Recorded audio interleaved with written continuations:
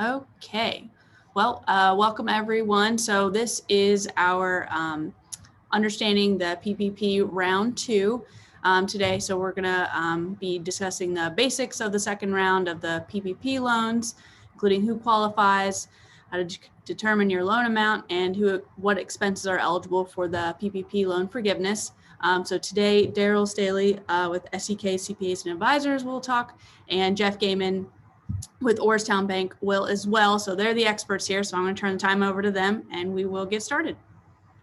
Super. Well, I will start off, and good morning. I'm Jeff Gayman with Orrstown Bank, and I'm our market president. And we are 1 week, a little over a week into this round two. It's actually round three, but the second big wave of PPP lending.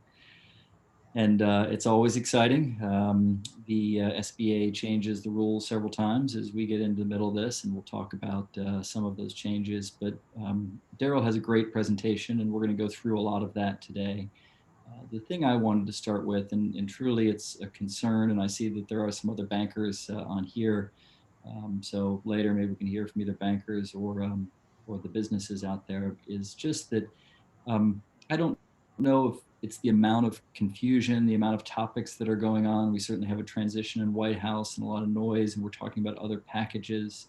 But have a sense that either businesses don't know that this round of PPP has opened, or have some level of anxiety about this round of PPP, or are just confused of whether they qualify. So, as I start, I really think I'm always a believer that advisors are absolutely key to all of our success. And that advisor hopefully and usually includes an accountant, and whether that be Daryl or whoever your CPA is. Certainly, I hope you've got somebody to lean on, a good banker that you lean on to be able to walk through, or your attorney or another advisor that's out there. But it's I forget the exact number, but it's like a $280 billion program. Round one of PPP was like a $350 billion program. And that's certainly a lot of funding out there, but we're just not seeing the pace of people coming and advancing on it. Again, I think that there's a little bit of, do they know about it? Are they worried about it? Or do they really understand how they qualify? So we're going to hopefully answer some of those questions. But we know that there are lots of people that are out there suffering, lots of downtown merchants, lots of restaurants, anyone in the hospitality industry, certainly having a tough go of it. It is interesting, healthcare early on. I know many of us don't think of healthcare suffering through this, but when we were in Q2, Q3 of last year, no one was going to see their specialist or even their primary care because they were scared to death, rightfully. So they saw revenues impacted very substantially. Dentists saw revenues impacted very substantially. So certainly all of those people qualify and are entitled and deserve this type of help. And I think I view my role, and Dwayne, and if there are other bankers that are on this call, is to be able to secure as much funding as we can for Franklin County and help as many businesses as we possibly can, so it doesn't go elsewhere. So I'm going to leave it out there, or leave it alone for there, and Daryl's going to begin to walk us through, and I will add color as he moves us through. Thank you.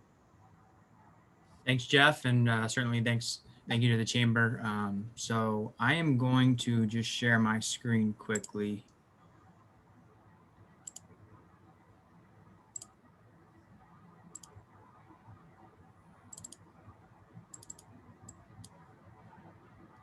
Hopefully we can all see that. It looks like it's working on my end.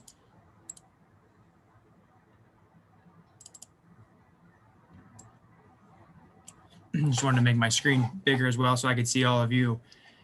So my name is Daryl Staley. I am a CPA and a tax manager with SEK. And like many of you, the last 10 months of my professional world has been a little crazy. Trying to navigate PPP and a lot of these tax credits that are available to small businesses. So I've been doing a pretty good job of, staying on top of this, as the firm has been. and helping people with forgiveness, helping people with loan number 1, and beginning to help folks with loan number 2. So hopefully this information is valuable to you, useful to you. There's something that you can learn here today. That's my hope. So I would encourage you guys, if you have questions, I don't know if people have the ability to unmute themselves or if that is turned off. If you have the ability to unmute yourself, feel free to just jump in. We'll keep it informal, and you guys can ask questions as you have them, and we'll do our best between myself and Jeff to answer them. If there's something I know we're going to cover a little bit later, I might just save it for a little bit later or at that time in the presentation, but feel free to do that, or, even type something out in the chat, and we'll make sure that everyone's questions get answered, because that's the key. Kind of touched on this, but the purpose of our discussion today is to educate everyone on the second round of PPP, maybe answer some questions regarding PPP loan forgiveness. A lot of people are going through that process now if they have not already. So I feel confident in my ability to answer those questions should you have any, and then maybe touch briefly on some of the other issues, concerns regarding the taxation of PPP and some of the other recent legislation that's come out that you might not be aware of or might have some questions on.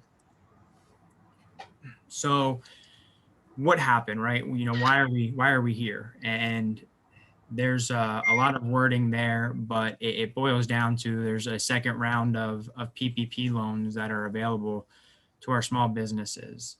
So, it's a second round, a second opportunity to kind of keep doors open, keep business operations moving. And like Jeff said, we want our small businesses to get on top of that, because we want our local communities to make it out on the other side of this. And we know it's been difficult times. And here's our opportunity to do what we can, and hopefully things clear up, and we'll have as many small businesses on the other side of this. Here's just a quick picture of the application form. I won't get too much into it. It's fairly straightforward and does closely resemble what you saw in PPP number 1. So, kind of can look it over and be sure that you have that information ready to submit with your application. And that information that you'll need is what we'll go over. First is who qualifies, right? This is kind of the first step in the process. And you have to be an employer with 300 or less employees. There's also a piece in there that says if you want to apply, you must have current economic uncertainty that makes the loan request necessary to support the ongoing operations of the applicant. So Jeff and I kind of talked about this. This isn't meant to scare anybody. But it is something where you can evaluate, do I need this money? Is there some uncertainty? And I think a lot of small businesses are uncertain about the future. So certainly take that for what you want. But it's not in there to make you fearful. It's just there to educate you. I do think that was a piece that, if I can, Daryl, that Yep. people were kind of worried after they saw some of the rhetoric after round 1, and we saw some news stories and sort of examples of some larger companies, or wealthy people that were made example. I know early on, companies that have access to the public equity and debt markets, certainly those would not be people that would probably be appropriate, although in the first round that they certainly were let in, but then sort of pushed to the side. Small businesses, by and large, are wildly undercapitalized. They don't have liquidity to suffer main events. And if you realize a 25% revenue decline, and you look anything like almost any small business that I can imagine, that means that there's economic uncertainty justifying this program. I think those words seem a little scary to people with some of the fear that has grown, but I would not let that dissuade you. Well said, Jeff. And you kind of touched on the next point, which I think is if you meet this criteria, there's a pretty good chance that you were affected, and that leaves some economic uncertainty. So the next point here is you must have experienced a 25% or more reduction in your gross receipts. And that's comparing any quarter of 2020, any calendar quarter in 2020 to the same quarter of 2019. And actually that might be slightly misleading. I do have calendar quarter on there. I am aware that you can use I do believe you can use some fiscal year quarters as well. You just might not be able to use your tax returns to support the reduction in gross receipts, depending on when your fiscal year begins and when your fiscal year ends. So, some people operate on that fiscal year, on a fiscal year, and, that is fine. So, for example, you just look at your Q2 of 2020 and you compare that to Q2 of 2019. And if you've received or you've witnessed a 25% or more reduction in your revenues, then you qualify. You meet this criteria. Another thing that a lot of people are getting worried about or not understanding, the test is purely on revenue, right? You could have on revenue, you may have be equally profitable. You may have dropped just as much to the bottom line. You may have dropped more to the bottom line. The test has nothing to do with that. It's really a revenue reduction. Don't worry as you work the rest of the way through your income statement. It's just revenue decline, 25% or greater. Yep, absolutely. And talking a little bit more about revenue. So your PPP number one does not get included in revenues for 2020. Regardless of whether or not it was forgiven, it is not revenue when doing this calculation. And revenue is going to be recognized in accordance to the entity's accounting method. So if you keep your books, file returns on a cash basis, then you're going to use cash basis revenues. If you use an accrual basis, then you're going to use an accrual basis to determine if you qualify based on the 25% reduction in revenues. All other forms of revenues are included, except for if you are including sales tax that you collect in your revenues, then you want to back that out. Good accounting practice, you wouldn't be including those in your revenues, but if you are, and then taking it as an expense when you pay it, you want to back those sales tax collected out of your gross revenues. One other thing quickly to mention is loans greater than $150,000 in size. It's my understanding that you're going to have to provide proof of this 25% reduction with your application. If your loan size is less than $150,000, you can wait until your forgiveness application to prove your reduction in gross receipts. Go ahead, Jeff.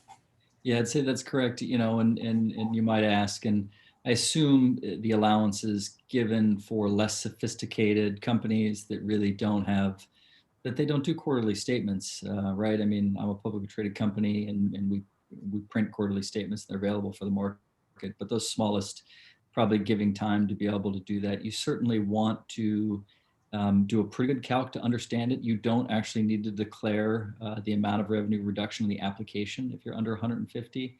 But at forgiveness, to get forgiveness, you do need to demonstrate it. If you don't, it's fine, but your loan won't be forgiven. It'll remain a loan at 1% over 5 years and will not be forgiven. This is Mary Liz. I have a question. It might be too detail oriented, but so if I compare my second quarter of 19 to my second quarter of 20, I meet that qualification. But in 19, we had our golf tournament, so we had to postpone that to the fall. So they're not matching quarter to quarter, but if I move that revenue from the golf tournament, to the second quarter, then we don't meet it. Are they going to look at those kind of specifics? It's a great question, and all sorts of other realities inside companies might have and probably did happen that can result in revenue. But this is a really very simple, straightforward test. It's same quarter in following years of that reduction. So it could have happened, like you said, because of a golf tournament moved to a different period of time. If that quarter in 20 dropped 25% or greater over that same quarter in 19, you meet the test. The rest of why it happened is noise, and that's just about designing a program that could be simple and not overly complex to administer. Okay, and it just has to be one quarter in that year to match it? Yep, just one quarter is required. It does give the allowance that you can use the whole year and show a 25% reduction, but really it's only required to show a particular quarter in 2020 versus that same quarter in 2019. Okay, thank you. Yeah, good question. One of the other qualifications for PPP round 2 is that you must have spent or intend to spend all of PPP number 1 money prior to receiving PPP number 2. Some clarification there is you don't have to be forgiven for PPP number 1. You don't have to have completed your PPP number 1 forgiveness application. You just need to have spent that money before you can receive the second round of funding. I think Jeff alluded to it as well when he was kicking things off. Is there, this is a limited program as far as the dollars that are available to small businesses. So don't delay in your applications, but applications will be accepted up until March 31st, as long as funds permit that. Next question is first thing I qualify, and how much will I get? And very similar to PPP round number 1, you're going to get 2.5 times your average monthly payroll. And you can use 2019 payroll figures, or you can use 2020 payroll figures to calculate your average monthly payroll. And something that's new to PPP round number 2 is the benefit to our industries or businesses that have an NAICS code beginning with 72. Those are actually all listed there on the right-hand side of your screen. These are more like your hospitalities, industry, the restaurants, the hotels, those that are really getting beat up these past few months. Past 10 months, I shouldn't say few, these past 10 months or so. So in that case, you'll get 3.5 times your average monthly payroll. There are some things that stay this. I mean, it's the same as PPP number 1, but your average monthly payroll exclude costs over $100,000 on an annualized basis. So if you have an employee who is making over $100,000 per year, the cutoff for them is really $100,000. You're only going to use $100,000 in determining, the payroll or the average monthly payroll that you have. It's also my understanding that if you want to use 2019 payroll and you applied for PPP number 1, that you may not have to provide any additional documentation, right? Your payroll information will already be there. That's exactly how we're doing it. I think that most are, and presumably if your payroll in 19 would have been higher, assuming that, that your business was operating at a higher level, so you had more people. You certainly can use 20, and we've got some of them. I'll throw it out, and maybe it's more noise. They did say on Tuesday morning, they sent an FAQ out that sort of screwed us up. Initially, in round 1, companies were allowed to, and using a rolling 12-month average. They came out on Tuesday morning and very clearly said anyone that used a rolling 12-month in round 1 is no longer allowed. We want calendar year 2019 or calendar year 2020. So if that affected someone on the phone, it's worth it. If that doesn't mean anything to you, ignore all the words I just said. Good point. And then for self-employed individuals, I just wanted to share that for this, you're going to use you're self-employed, you don't have any employees, or maybe even do have some employees, but in your calculation for total payroll, you're going to include the net income on your IRS form Schedule C. So that is kind of like your payroll. You're paying all the same taxes as someone who is on payroll would. So that factors into the calculation. Yeah, if there was a person that said in the box, can self-employed, if you're a Schedule C, just go to Schedule C, box 31, divide it by 12 and multiply it by 2.5, and that's the number. Yep, and then I kind of will go backwards. The loan size cannot exceed $2 million. So you're going to get the lesser of your 2.5 or 3.5 times average monthly payroll, or $2 million.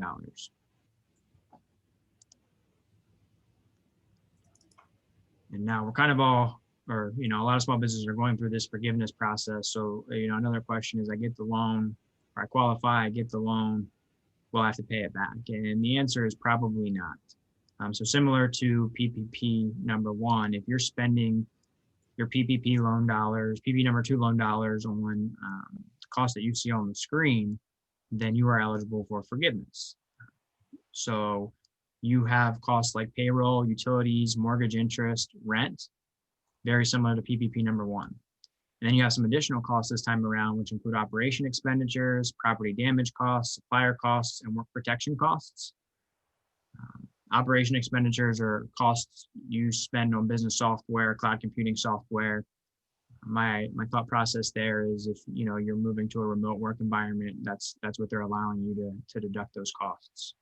There's property damage costs. These would be costs that you incurred to repair business property that was damaged and not covered by insurance.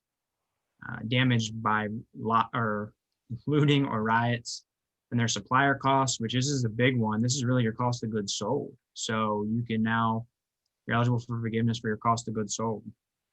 And then lastly, you have your work protection costs, which are the costs that you incur to keep your employees and your customers safe, to abide by the rules or the guidance set forth by the Department of Health, CDC, and OSHA.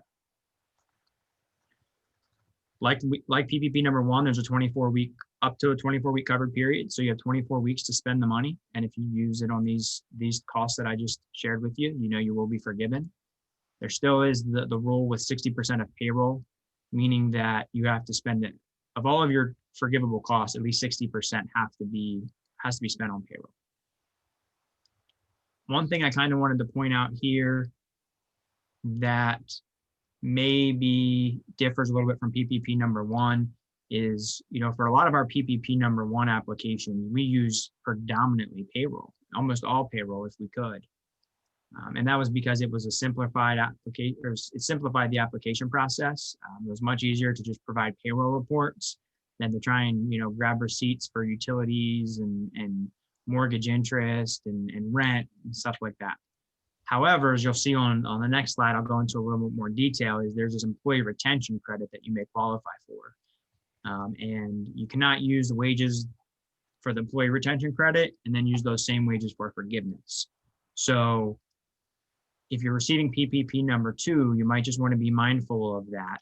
And when you're filling out that PPP number 2 forgiveness, so we're kind of getting a few months down the road, but you might want to consider, your other expenses. So you don't have a need to double dip, because you can't double dip.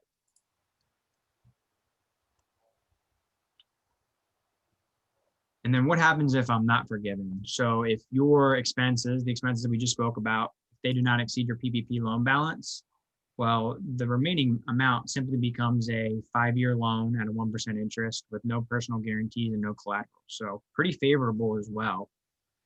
So if 24 weeks, it's a lot of time to spend that money. I don't think I've seen most folks qualify for 100% forgiveness, but in this round, if you did not, similar, it's a pretty favorable loan terms. A few other things here to conclude with. If you did not file for the first round of PPP, you should not just ignore this round of funding. You are still eligible to apply. You're just going to abide by the PPP number 1 rules, which are really similar to what I shared, aside from the fact that you don't have to meet the 25% gross receipts test. So if you missed out on the first wave for whatever reason, stay tuned and really get on things, because this is for you as well. PPP loan forgiveness is not taxable. So that was somewhat recent. Initially, they were saying that if you receive forgiveness, that the costs that you use to receive forgiveness were not going to be deductible in your tax return. They've retracted those statements after some back and forth, and I'm sure lots of emails to legislation and to the IRS really, and they've got that figured out. So I think this is one spot where the IRS maybe got it right, because I can't imagine small businesses who received large sums of PPP loan now having to pay 20-30% of that back based on taxes. That would just be insane. So glad that they got that figured out, non-taxable to you. We've been advising a lot of our clients to you're still going to report this on your books.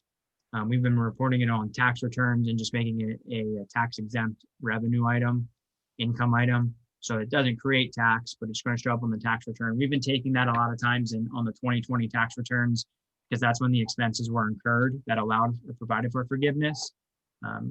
Probably doesn't make a huge difference when you do it, but certainly consult with your tax professional. They might be doing things a little bit different. But we decided if you expected to receive forgiveness and those costs were in fact incurred in 2020, then that's where we should be recognizing the income, although it doesn't create any tax issue. Kind of spoke about this, but this is new and it is big. We've had a handful of clients that have qualified, but it's this employee retention credit. And up until recently, they said if you received the PPP loan, you were completely ineligible for the employee retention credit. So second, third quarter went by. We had very few folks taking the employee retention credit because most received the PPP loan. But what they recently came out with is this, and that is you can receive both the employee retention credit and the PPP loan. You just can't use the wages for both. You can't use the wages to calculate the employee retention credit and then go ahead and use them to apply for forgiveness. So that's kind of what I was talking about. Keep this in mind. If you're most importantly, probably when you're applying for PPP loan number 2 forgiveness. But quickly, this employee retention credit is a credit that's calculated using 50% of your wages on employees, and there's a $10,000 wage limit on employees. So the max credit is $5,000 per employee, which is kind of crazy. And basically what it becomes is a refund of your payroll taxes. So for Q4, if you haven't already filed your payroll tax returns, this is something to think about. You qualify for the employee retention credit if you were shut down due to government mandate, or if you witnessed a 50% reduction in your gross receipts. So a little bit higher than 25%, but if you witnessed a 50% reduction in gross receipts by comparing a quarter in 2020 to the same quarter in 2019, then you qualify. And you can look retroactively to Q2 and Q3 of, it's not just applicable to Q4. So you can look to Q2, Q3 and see if you meet that gross receipts or the reduction in revenue threshold. And if you were shut down, your wages between the time you shut down and the time you were reopened qualify. And if you had a reduction in gross receipts in a quarter, your wages for that entire quarter qualify. So for 2020, there is a limit, meaning you can only take $5,000 per employee for essentially the entire year. But still, that's a pretty large sum of money that is out there and eligible to businesses. And one of the nice things is they're extending this to Q1 and Q2 of 2021, and the limitations or the qualifications for this are actually limited or reduced, in that you only need a 20% reduction in gross receipts when comparing your Q1 2021 or your Q2 2021 to Q1 or Q2 of 2020. I guess there's a little bit of overlap of when COVID started, so maybe that's why they're reducing the threshold there to 20%. And then on top of that, you actually get a credit equal to 70% of wages. There's still a $10,000 wage cap per employee, but that wage cap applies to both quarters. So where in 2020 it was $10,000 for the entire year, in 2021, if you paid an employee, $10,000 in Q1 and then $10,000 in Q2, and you meet the 20% reduction in gross receipts, well, you're going to get a $7,000 credit in Q1 and a $7,000 credit in Q2 for that same employee. So it's pretty powerful. We've had a number of clients get a large sum of money or a large credit on their tax return, which then can be reimbursed to them. We did one in Q2, I think, for a client, and I think they just recently got their check. So it's maybe taking a little while for the government to get that money out, but nonetheless, they got it. So it's real.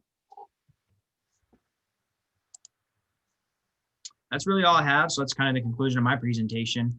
just have listed here, of course, some resources. Jeff in Orrstown, great resource. Obviously very knowledgeable on the subject. There's myself, SEK. Feel free to reach out if you guys have questions, concerns. I also would encourage you guys to reach out to Christina. She handles marketing for the firm. And, we've been really on top of it, I feel, of educating clients, educating the people that are subscribing to our email list. So that's a really good resource. Every time or anytime something's coming out that we feel people need to know, we're posting, we're sharing, we're sending out our email blasts. So tune into that. And then, of course, there's the Treasury website, the IRS website, always filled with good information. But sometimes it is nice just to talk to your banker, talk to your accountant. It's a little bit easier to digest the stuff that way. And I'd add just a couple more things, and that was a great job, Daryl. I know he said it, but remember, if you happen to be on this and you didn't participate the first time, you can be a round one participant. That's okay. It has opened back up if you're a sole prop or any other type of an entity, not any type, but qualifying type of an entity. In this round, it does open it up to housing cooperatives, 501c6s, Chamber of Commerce's were big.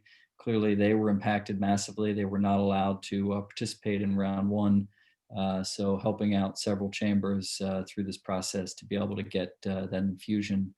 Other business organizations, business leagues, certainly being in there. And then convention and visitors bureaus being a big part that were clearly wildly impacted.